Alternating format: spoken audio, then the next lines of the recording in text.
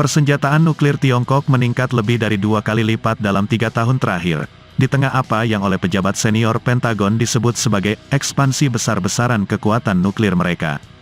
Pada Mei tahun 2023, Tiongkok memiliki sekitar 500 hulu ledak nuklir yang beroperasi, menurut laporan kekuatan militer Tiongkok yang baru saja dirilis, sebuah katalog tahunan kekuatan Tentara Pembebasan Rakyat, PLA.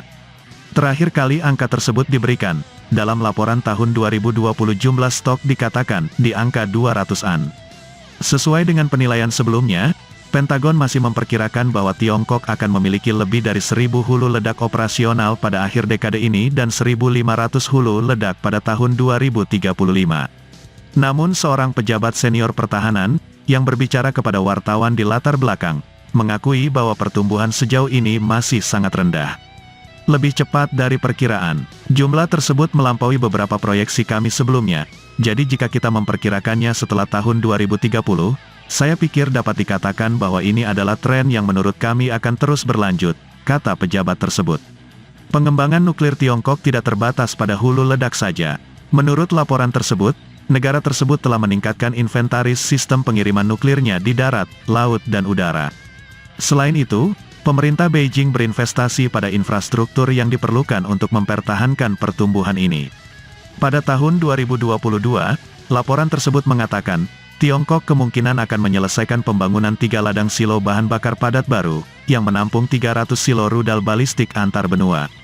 Beberapa ICBM mungkin sudah dimasukkan ke dalam silo, kata dokumen tersebut. Tiongkok juga telah menambah silo untuk ICBM berbahan bakar cair. Secara keseluruhan, investasi tersebut mendorong kekuatan nuklirnya ke posisi peluncuran dengan peringatan atau kemampuan untuk menembak lebih cepat, menurut laporan tersebut. Memperluas stok hulu ledaknya telah menjadi prioritas Beijing dalam upayanya selama puluhan tahun untuk memodernisasi militernya. Pemimpin Tiongkok Xi Jinping telah menugaskan PLA untuk menjadi militer kelas dunia pada tahun 2049, bertepatan dengan peringatan 100 tahun Republik Rakyat Tiongkok. Namun, pada tahun 2035, modernisasi tersebut seharusnya pada dasarnya selesai, menurut kata-kata pemimpin Tiongkok tersebut. Dibandingkan dengan upaya modernisasi nuklir PLA 1 dekade lalu, upaya yang dilakukan saat ini jauh lebih kecil dari upaya sebelumnya baik dalam skala maupun kompleksitasnya, demikian bunyi laporan Pentagon. Pada akhir September, Departemen Pertahanan merilis strategi terbaru untuk melawan senjata pemusnah massal. Terakhir kali Pentagon merilis rencana semacam itu adalah pada tahun 2014, ketika Pentagon fokus pada kelompok teroris.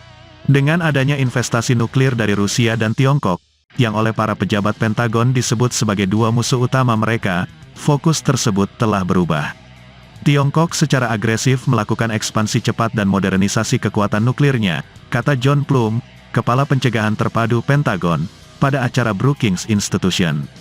Kecepatan dan skalanya sungguh mencengangkan. Strategi ini menghadapi meningkatnya ancaman nuklir yang terlihat di Tiongkok, Korea Utara, dan Iran, yang hampir mengembangkan senjata nuklir setelah berakhirnya perjanjian dengan AS oleh pemerintahan Trump. Pada saat yang sama, perjanjian pengendalian senjata telah terkikis. Pada tahun 2018 dan 2020, AS menarik diri dari 2 perjanjian tersebut, Perjanjian Kekuatan Nuklir Jarak Menengah dan Perjanjian Open Skies.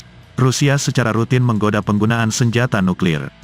Meskipun demikian, pejabat Pentagon tersebut menyatakan harapannya bahwa Tiongkok akan lebih terbuka mengenai kekuatan nuklirnya seiring dengan pertumbuhan kekuatan nuklirnya. RRT sering menyatakan bahwa keengganan mereka terhadap transparansi yang lebih besar mengenai kekuatan nuklir mereka didasarkan pada asimetri angka antara AS dan Rusia, kata pejabat itu. Menurut Federasi Ilmuwan Amerika, AS dan Rusia masing-masing memiliki lebih dari 5.000 hulu ledak nuklir, hampir 90% dari persediaan hulu ledak nuklir dunia.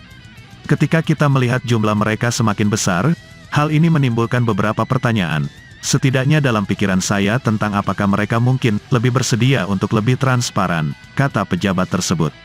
Sumber, Defense News.